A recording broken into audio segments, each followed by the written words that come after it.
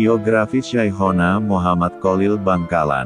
Lahir, Syekh Muhammad Kholil atau yang kerap dipanggil dengan Syekh Kholil Bangkalan atau Mbah Kholil lahir pada 11 Jumadil Akhir 1235 H atau tanggal 25 Mei tahun 1835 Masehi di Kampung Senenan, Desa Kemayoran, Kecamatan Bangkalan, Kabupaten Bangkalan, Pulau Madura, Jawa Timur. Jalur nasab Syekh Kholil Bangkalan dari jalur ayah sampai kepada Syekh Syarif Hidayatullah Cirebon. Nasab beliau adalah Syekh Kholil Bangkalan bin Kiai Haji Abdul Latif bin Kiai Haji Hamim bin Kiai Haji Abdul Karim bin Kiai Haji Muharram bin Kiai Haji Asrar Karamah bin Kiai Haji Abdullah bin Sayyid Sulaiman. Sayyid Sulaiman adalah cucu Syarif Hidayatullah atau Sunan Gunung Jati Cirebon.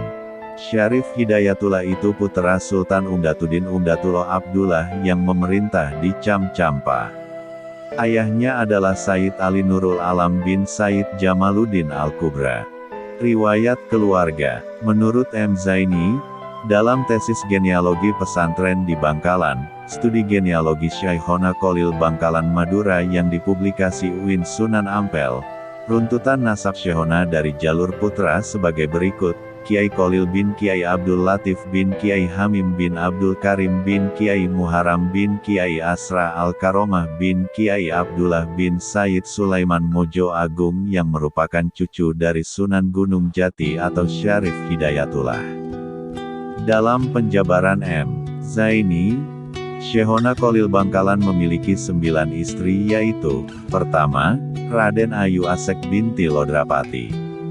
Kedua, Nyai Umur Rahmah. Ketiga, Raden Ayu Arbiah. Keempat, Nyai Mesi. Kelima, Nyai Sulah. Keenam, Nyai Kutab. Ketujuh, Nyai Sabrah. Kedelapan, Raden Ayu Nurjadi. Kesembilan, seorang janda kaya berasal dari Telaga Biru, Tanjung Bumi, Bangkalan. Anak keturunan Kiai Kholil berasal dari 4 orang istri, yaitu Raden Ayu Asek binti Ludrapati, Nyai Umur Rahmah, Raden Ayu Arbiah dan Nyai Mesi, tulisnya. Sedangkan 5 istri yang lain, yaitu Nyai Sulah, Nyai Hutab, Nyai Sabrah, Raden Ayu Nurjati dan seorang janda dari Telaga Biru, sampai Syekhona wafat tidak dikaruniai keturunan. Perkawinan Syekhona Kholil dengan Raden Ayu Asek binti Lodrapati. 1. Raden Ayu Asek binti Lodrapati sebagai istri pertama Syekhona Kholil. Nyai Asek seorang perempuan yang mempunyai darah keturunan bangsawan. Pernikahan Syekhona Kholil dengan Raden Ayu Asek binti Lodrapati konon berawal dari sayembara yang diadakan oleh ayahandanya, Pangeran Lodrapati. Waktu itu, sang putri mengalami sakit yang tidak kunjung sembuh. Ayahandanya melakukan sayembara yang isi pengumumannya adalah, barang siapa yang mampu menyembuhkan anakku, jika laki-laki akan dijadikan menantunya. Kabar ini sampai kepada Kiai Kholil, lalu membantu mengobati penyakit yang diderita oleh Putri Lodrapati. Dengan izin Allah, Raden Ayu Asek binti Lodrapati sembuh dari penyakit yang dideritanya. Dari kisah inilah, Syekhona Kholil dinikahkan dengan Nyai Asek pada bulan Rajab 1278 H. Saat itu, Raden Ayu Asek binti Lodrapati masih berusia 26 tahun. Sedangkan Syekhona Kholil ditulis berusia 24 tahun. Hasil dari pernikahan tersebut, Syekhona Kholil dikaruniai 2 keturunan, yaitu Nyai Khotimah dan Kiai Muhammad Hasan.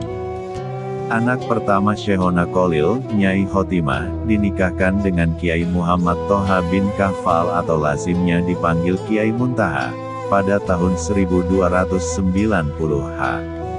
Hasil perkawinannya dikaruniai 4 orang anak, yaitu Kiai Ahmad, Kiai Abdul Latif, Kiai Mujtabah dan Nyai Rohmah.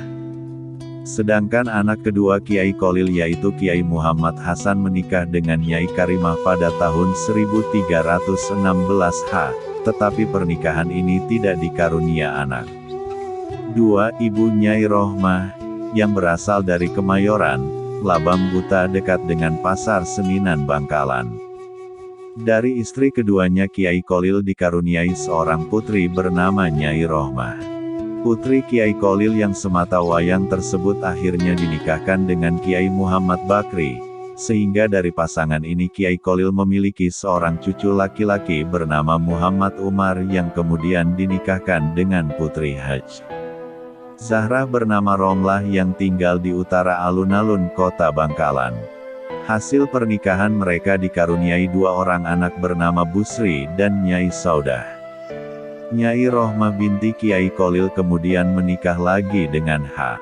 Muhammad Hosen, yang mananya berasal dari Sumur Kuning Kuanyar Bangkalan. Hasil pernikahan keduanya ini Nyai Rohmah dikaruniai seorang putri cantik bernama Minah yang akhirnya diperistri oleh H. Muhammad Nafi. Mereka dikaruniai 3 orang putri yaitu Nyai Nahlah, Nyai Jamilah dan Nyai Aminah. 3. Raden Ayu Arbiah, yang masih keturunan bangsawan yang berasal dari Longapan, Kemayoran, Bangkalan.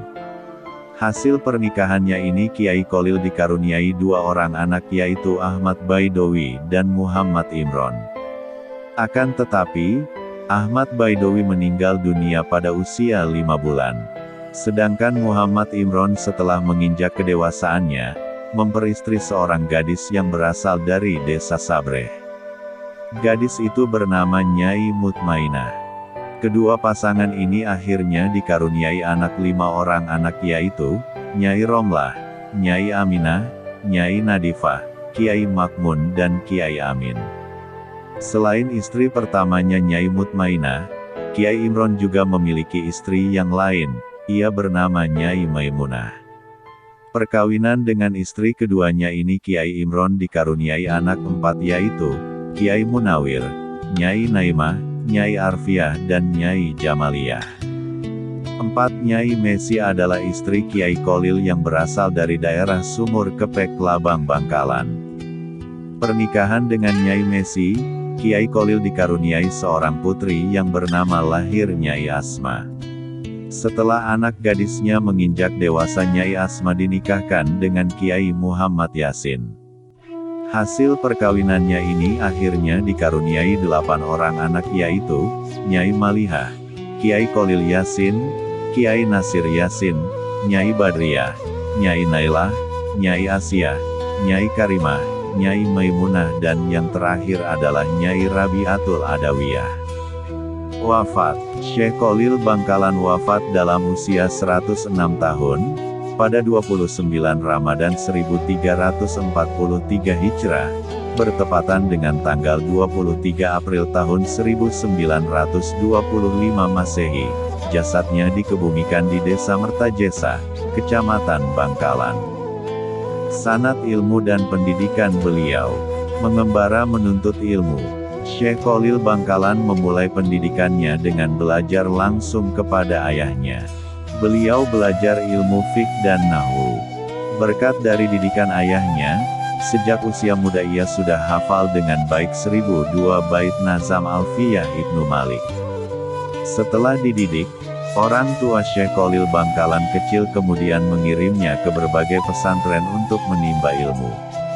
Mengawali pengembaraannya, Syekh Kholil Bangkalan muda belajar kepada Kiai Haji Muhammad Nur di Pondok Pesantren Langitan, Tuban, Jawa Timur. Dari Langitan ia pindah ke Pondok Pesantren Cangaan, Bangil, Pasuruan. Kemudian ke Pondok Pesantren Kebon Candi. Selama belajar di pondok pesantren ini beliau belajar pula kepada Kiai Haji Nur Hasan yang menetap di Pondok Pesantren Sidogiri, 7 km dari Kebon Candi. Di setiap perjalanannya dari Kebon Candi ke Sidogiri, beliau tak pernah lupa membaca surat Yasin.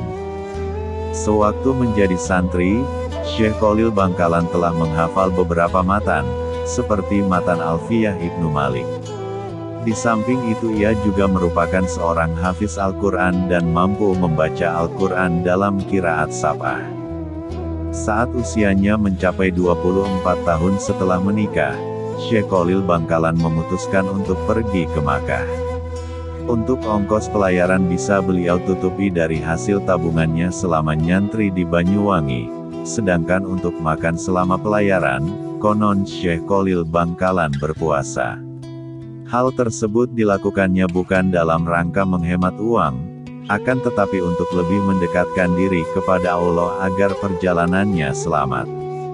Guru-guru beliau, guru-guru Syekh Khalil Bangkalan diantaranya Kiai Haji Abdul Latif, ayahnya, Tuan Guru Dawuh, Buju, Dawuh, Tuan Guru Agung, Buju Agung, Kiai Soleh, Pesantren Bunga Gresik, Kiai Haji Asyik, Kiai Haji Arif, Pesantren Darussalam Pasuruan, Kiai Haji Nur Hasan di Pondok Pesantren Sidogiri, Pasuruan, Kiai Haji Abu Zarin, Kiai Haji Muhammad Nur di Pondok Pesantren Langitan, Tuban, Kiai Haji Abdul Basar, Pesantren Al-Asriyah Banyuwangi, Syekh Ahmad Khatib Sambas, Syekh Abdul Azem Al-Maduri, Syekh Ali Rahbini, Syekh Nawawi Al-Bantani di Mekah, Syekh Utsman bin Hasan Ad-Dimyati, Sayyid Ahmad bin Zaini Dahlan di Mekah,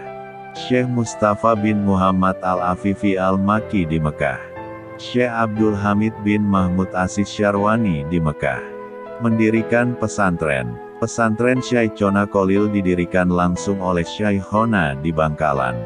Syaikhona Khalil mendirikan ini setelah mendirikan pesantren yang pertama di Desa Jengkebuan.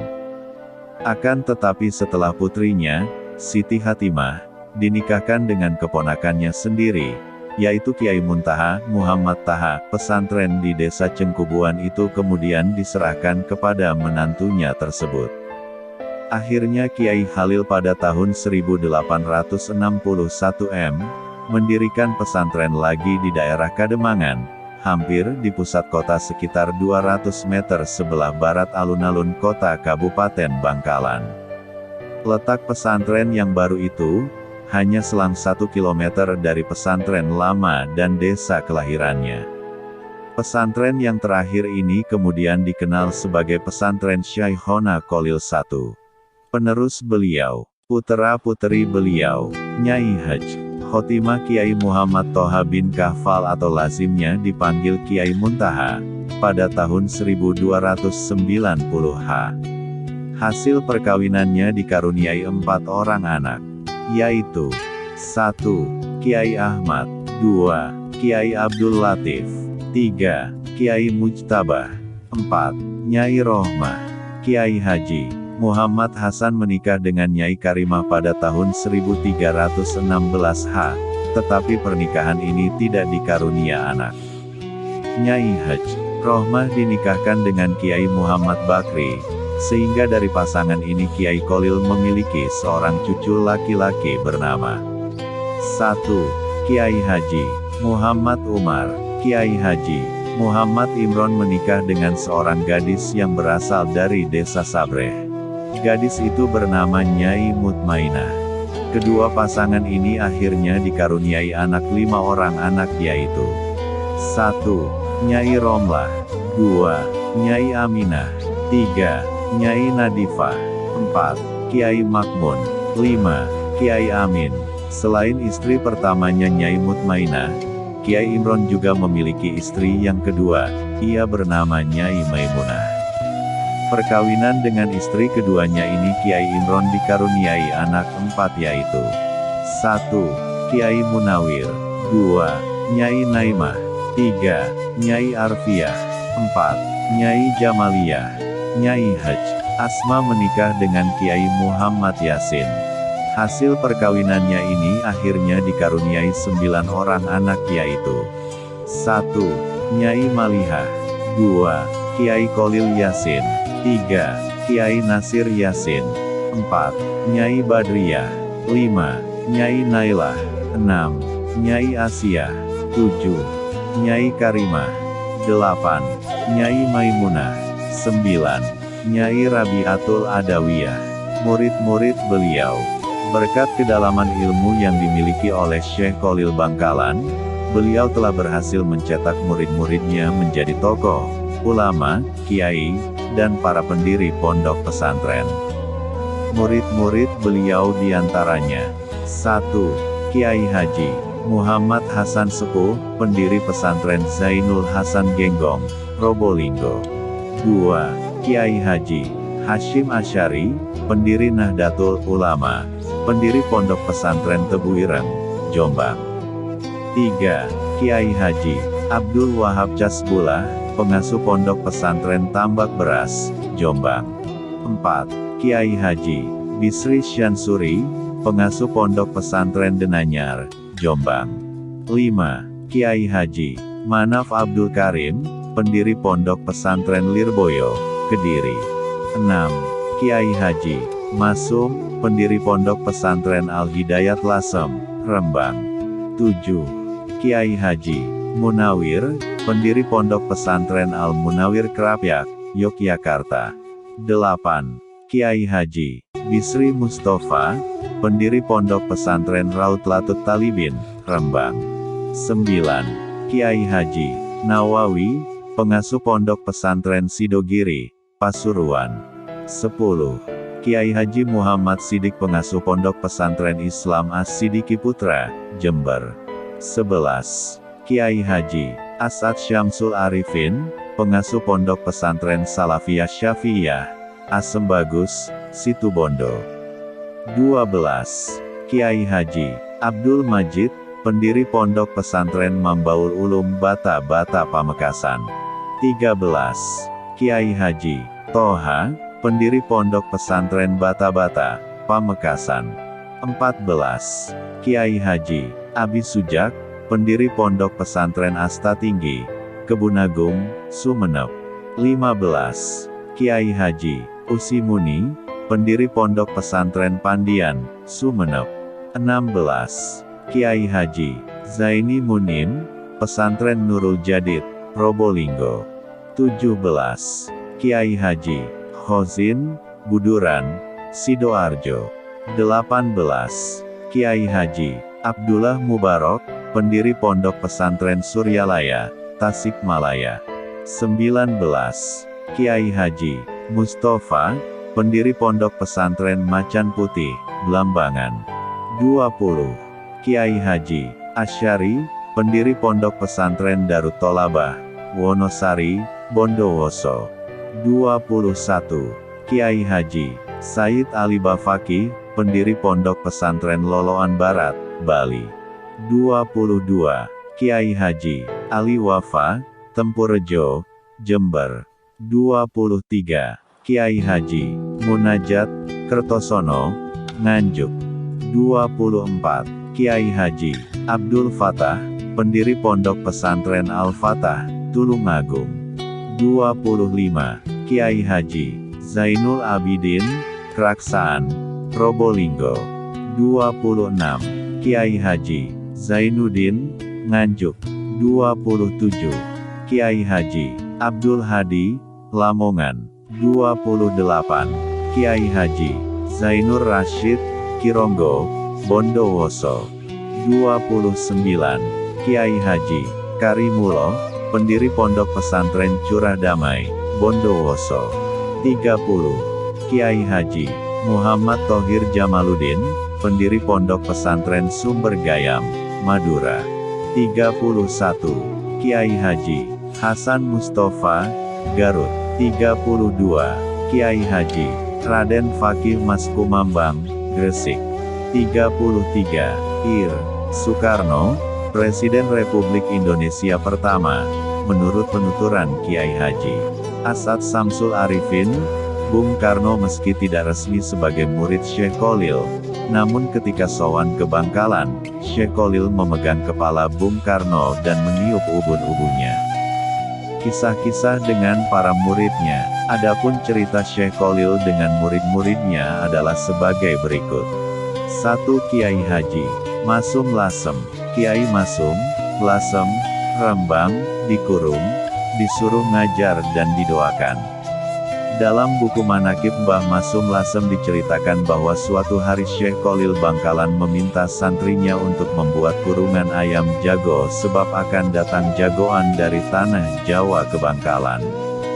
Keesokan harinya datang seorang pemuda bernama Muhammadun, nama Mbah Masum waktu muda, yang berusia 20 tahun dari tanah Jawa.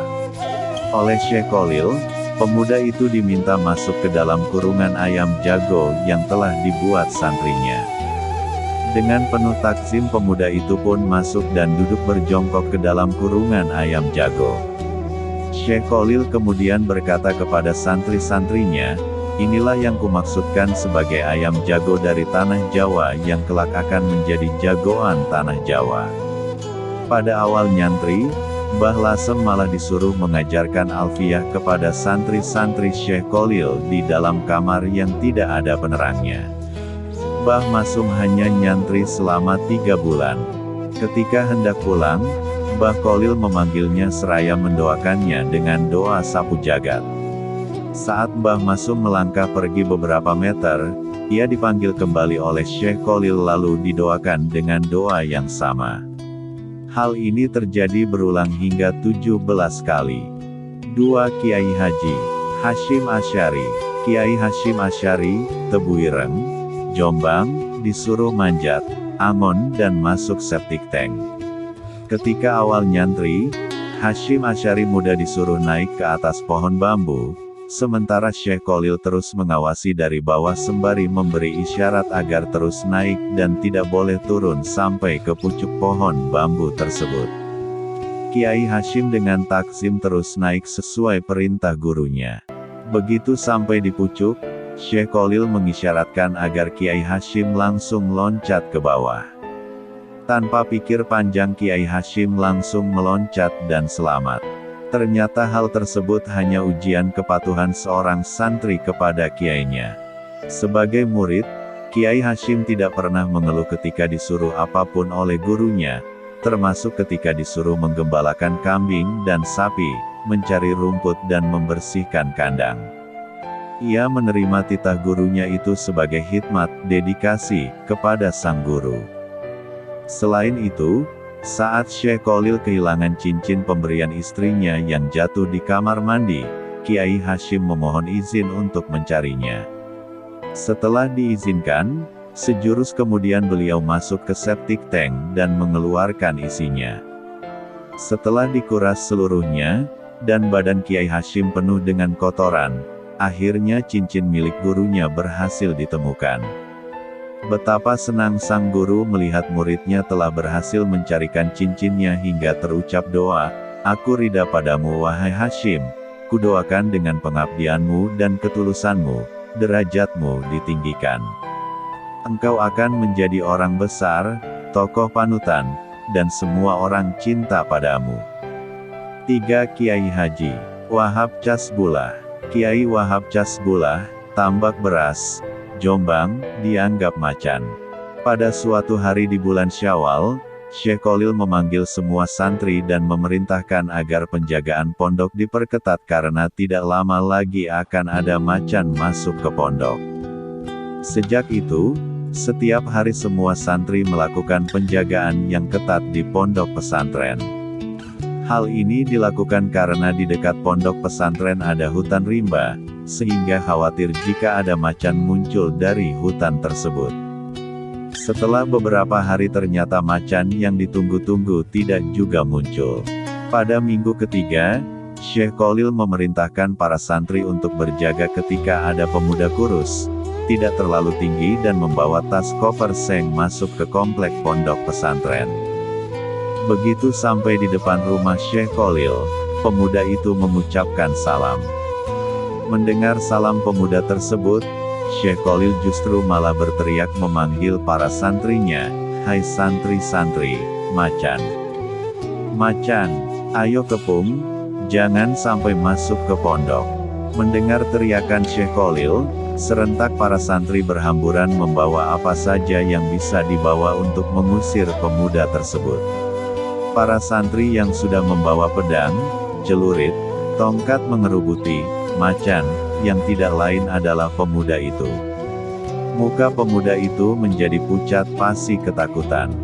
Karena tidak ada jalan lain, akhirnya pemuda tersebut lari meninggalkan komplek pondok. Karena tingginya semangat untuk nyantri ke pondok yang diasuh oleh Syekh Khalil, keesokan harinya pemuda itu mencoba memasuki pesantren lagi.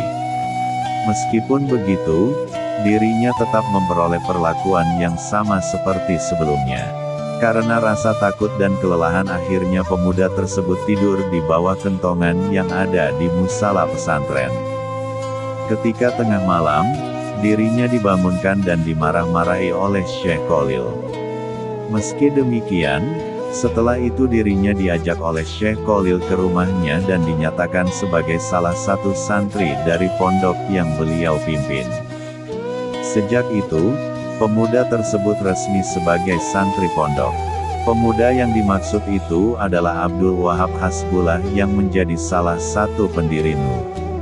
Ternyata apa yang diprediksi oleh Syekh Khalil menjadi kenyataan. Abdul Wahab Hasbullah benar-benar menjadi macan NU.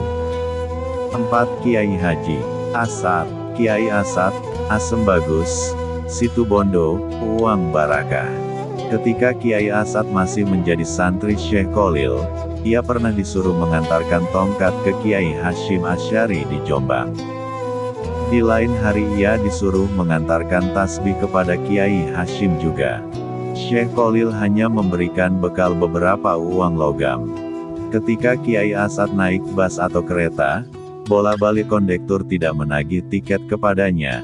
Demikian pula ketika akan menyeberangi Selat Madura, seseorang tiba-tiba mengajaknya naik ke kapal bersamanya secara cuma-cuma.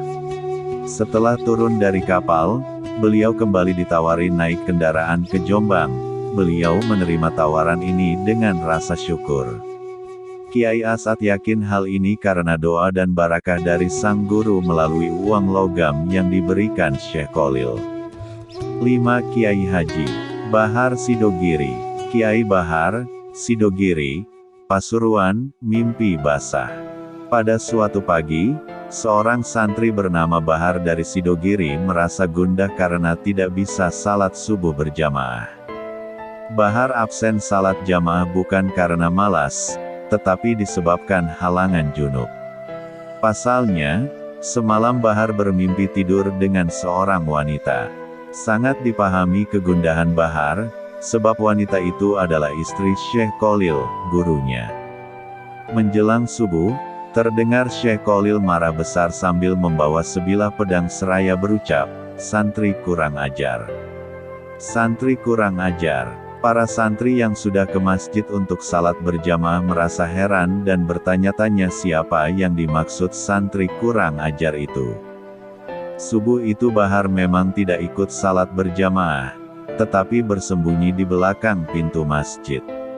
Seusai salat subuh berjamaah, Syekh Khalil menghadapkan wajahnya kepada semua santri seraya bertanya, siapa santri yang tidak ikut berjamaah? Semua santri merasa terkejut, tidak menduga akan mendapat pertanyaan seperti itu. Para santri menoleh ke kanan kiri mencari tahu siapa yang tidak hadir. Ternyata yang tidak hadir waktu itu hanyalah Bahar. Kemudian Syekh Khalil memerintahkan mencari Bahar dan dihadapkan kepadanya. Setelah diketemukan, Bahar dibawa ke masjid. Syekh Khalil menatap tajam-tajam kepada Bahar seraya berkata, "Bahar, karena kamu tidak hadir salat subuh berjamaah maka harus dihukum. Tebanglah 2 rumpun bambu di belakang pesantren dengan petok ini." Petok adalah sejenis pisau kecil, dipakai menyabit rumput. Setelah menerima perintah itu, segera Bahar melaksanakan dengan tulus walau kesulitan. Setelah itu Syekh Khalil memerintahkan Bahar untuk memakan nasi yang ada di nampan sampai habis. Sekali lagi Bahar dengan patuh menerima hukuman dari Syekh Khalil. Setelah Bahar melaksanakan hukuman yang kedua, ia lalu disuruh makan buah-buahan yang telah tersedia di nampan lain sampai habis. Setelah itu Bahar diusir oleh Syekh Khalil seraya berucap dan menunjuk Bahar, "Hei santri, semua ilmuku sudah dicuri oleh orang ini." Dengan perasaan senang dan mantap, Bahar pun pulang meninggalkan pesantren Syekh Khalil menuju kampung halamannya, hingga akhirnya ia menjadi pengasuh pondok pesantren Sidogiri ke-6. Jasa dan karya beliau. Jasa-jasa beliau. Beliau sering disebut sebagai Mahaguru. Hampir banyak kiai atau ulama Nusantara pernah menimba ilmu kepada beliau. Seperti halnya Hadratus Syekh Hasyim Asy'ari, pendiri dan pengasuh pondok pesantren Tebu Ireng Jombang, Kiai Haji Abdul Karim, Mbah Manap pendiri dan pengasuh pondok pesantren Lirboyo, Kiai Haji Abdul Wahab Hasbullah Jombang, Kiai Bisri Syansuri, Jombang, Kiai Maksum Lasem, Kiai Nawawi, Sidogiri, Kiai Asad Syamsul Arifin, Situbondo, Kiai Zaini Munim Paiton Probolinggo, dan masih banyak lagi murid-murid Kiai Haji M. Khalil Bangkalan. Bahkan konon katanya Soekarno Presiden RI pertama, menurut penuturan Kiai Asad Syamsul Arifin, Bung Karno meski tidak resmi sebagai murid Kiai Khalil, namun ketika sowan ke Bangkalan, Kiai Khalil memegang kepala Bung Karno dan meniup ubun-ubunnya, hal 51-53 dalam buku yang berjudul, Kiai Haji M. Khalil Bangkalan biografi singkat tahun 1820 sampai tahun 1923. Syekhona Muhammad Khalil yang berasal dari Bangkalan, Madura, dinilai menjadi salah satu ulama besar yang penting dalam perlawanan melawan kolonialisme dan konstruksi Islam Nusantara. Eksistensi serta kontribusi Syekhona Muhammad Khalil dalam bidang agama, pendidikan, sosial kemasyarakatan, hingga politik dianggap sangat berpengaruh dan positif keberlanjutannya. Melalui pendidikan, Kiai Khalil menggembleng para santri untuk menjadi ulama cendekiawan yang pejuang. Beliau juga menjadi salah satu penentu berdirinya salah satu organisasi Islam keagamaan terbesar di Indonesia, Nahdlatul Ulama, Nu terangnya. Karya-karya beliau, Al-Matnu Asy-Syarif, Panduan Fikih Ibadah, selesai pada hari Rabu 17 Raja 1299 H cetakan Maktabah Mustafa Al-Babi Al-Halabi Mesir, tahun 1934 M. 1353 H. Nomor 550, ditasi dan diterjemah dengan makna Jawa Pegon oleh Kiai Haji Ahmad Kusyairi bin Sidik Pasuruan, dan juga dicetak oleh Maktabah Khalid bin Ahmad bin Nabhan Surabaya, diterjemah dengan makna Pegon berbahasa Madura oleh K.H.R. Abdul Majid Tamim, ditulis oleh Habib Idrus bin Hasan Al-Hirid pada tahun 1409 H. As-Silah fi Bayan Al-Nikah, Panduan Nikah, disalin oleh Kiai Haji Ahmad Kusyairi bin Sidik Pasuruan. Manuskrip, dan dicetak di Surabaya. Rotib Syekhona Khalil, disebarkan dalam bentuk selebaran oleh Kiai Haji Khalil bin Kiai Haji Moh Yasin Kepang pada tahun tanggal 28 September tahun 1404 H dan dicetak ulang oleh Lajnah Turots Ilmi Syekhona Muhammad Khalil pada tahun 2019 dan 2020. Istidat Al-Maut, Panduan Fikih Jenazah, bertahun 3 Des. Kadah 1309 H. Disalin dan dicetak oleh Lajnah Turots pada tahun 2019 M. Takrirat Nuzah Tulab Kaedah Iraq, Gramatika Arab bertahun 1315 H. Disalin dan dicetak oleh Lajnah Turots pada tahun 2019 M.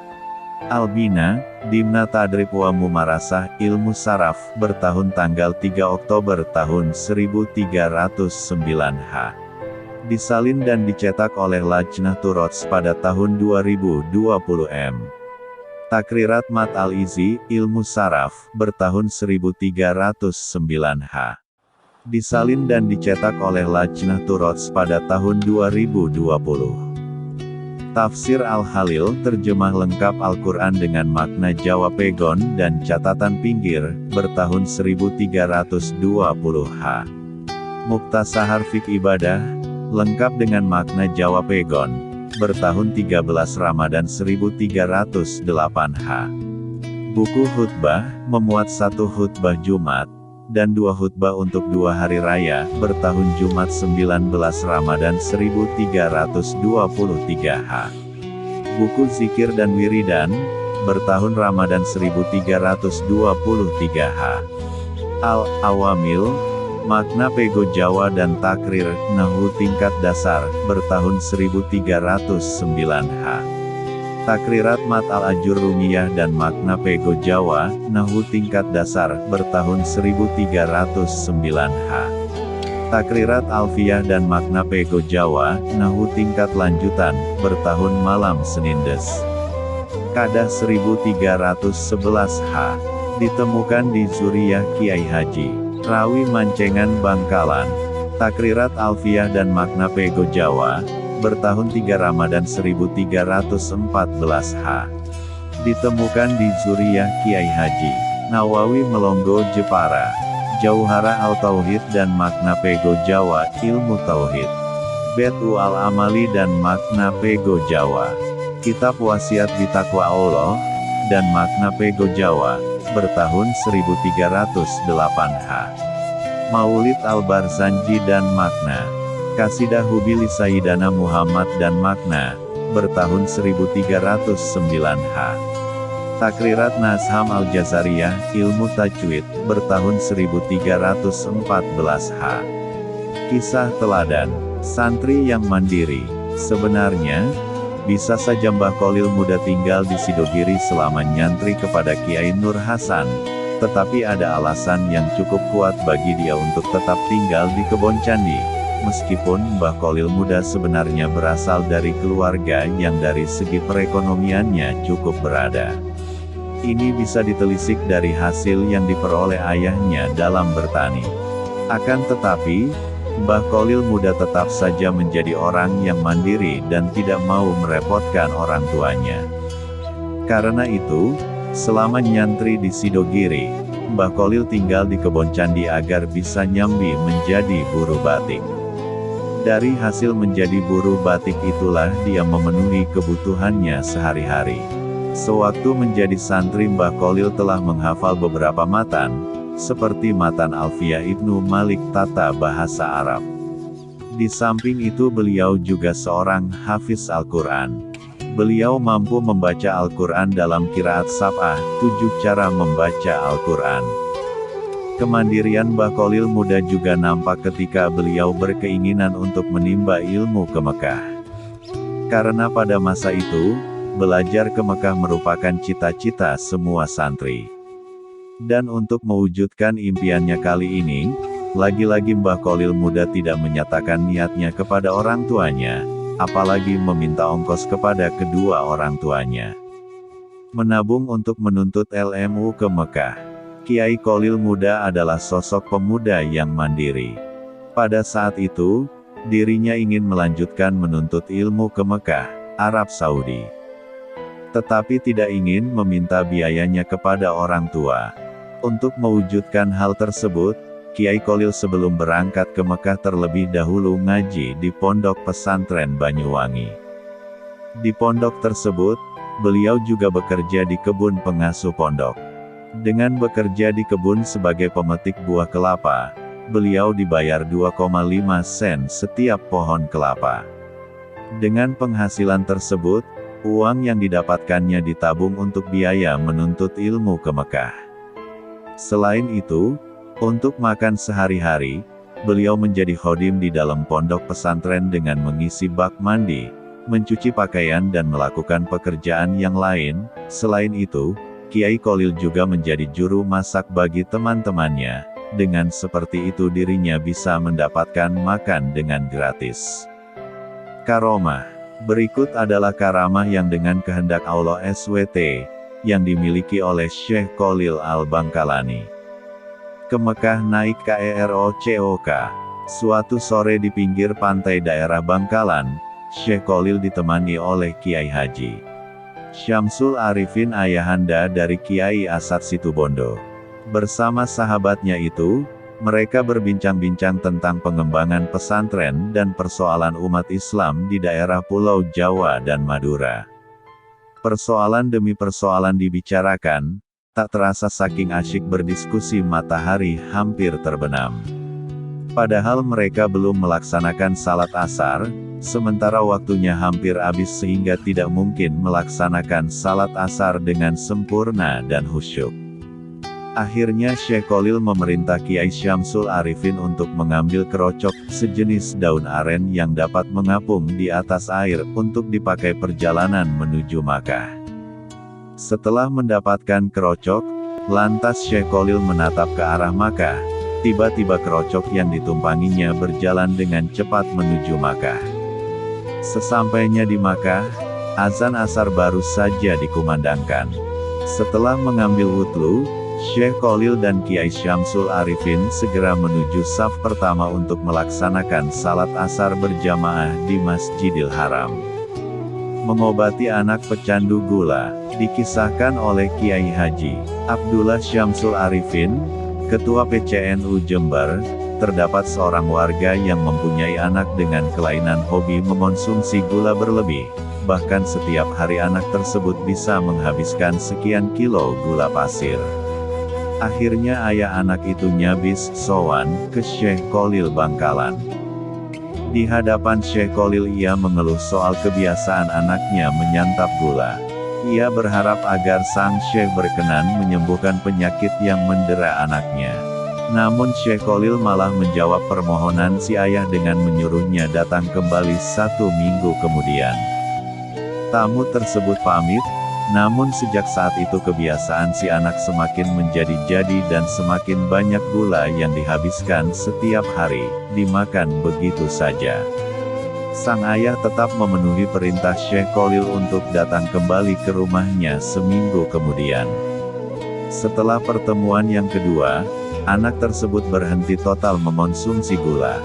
Konon, selama seminggu Syekh Khalil bertirakat tidak makan makanan atau minuman yang berbahan gula pasir. Pesannya sederhana, jika ingin menyuruh sesuatu maka harus mengerjakannya dulu. Kalau ingin melarang sesuatu terhadap orang lain maka yang bersangkutan dahulu yang wajib memberi contoh jika ingin larangannya dipatuhi. Tertawa keras saat salat. Pada suatu hari, saat salat jamaah yang dipimpin oleh seorang kiai di sebuah pesantren tempat Syekh Khalil muda mencari ilmu, ia tertawa cukup keras. Setelah selesai salat sang kiai menegur Syekh Khalil muda atas sikapnya tersebut yang memang dilarang dalam Islam. Ternyata Syekh Khalil muda masih terus tertawa meskipun kiai sangat marah terhadapnya. Akhirnya ia menjawab hal yang menyebabkannya tertawa keras, bahwa ketika salat berjamaah berlangsung dia melihat sebuah berkat makanan yang dibawa pulang sehabis kenduri di atas kepala sang kiai. Mendengar jawaban tersebut sang kiai sadar dan malu atas salat yang dipimpinnya. Karena sang kiai ingat bahwa selama salat berlangsung dia merasa tergesa-gesa untuk menghadiri kenduri yang mengakibatkan salatnya tidak khusyuk. Ditangkap lalu dibebaskan oleh Belanda. Syekh Khalil pernah ditahan oleh penjajah Belanda karena dituduh melindungi beberapa orang yang terlibat perlawanan terhadap kolonial di pondok pesantrennya. Ketika Belanda mengetahuinya, Syekh Khalil ditangkap dengan harapan para pejuang menyerahkan diri. Tetapi ditangkapnya Syekh Khalil, malah membuat pihak Belanda pusing dan kewalahan karena terjadi hal-hal yang tidak bisa mereka mengerti. Seperti tidak bisa dikuncinya pintu penjara, sehingga mereka harus berjaga penuh supaya para tahanan tidak melarikan diri. Di hari-hari selanjutnya, ribuan orang datang ingin menjenguk dan memberi makanan kepada Syekh Khalil, bahkan banyak yang meminta ikut ditahan bersamanya. Kejadian tersebut menjadikan pihak Belanda dan sekutunya merelakan Syekh Khalil untuk dibebaskan. Membelah diri. Kesaktian lain dari Mbah Khalil adalah kemampuannya membelah diri. Dia bisa berada di beberapa tempat dalam waktu bersamaan.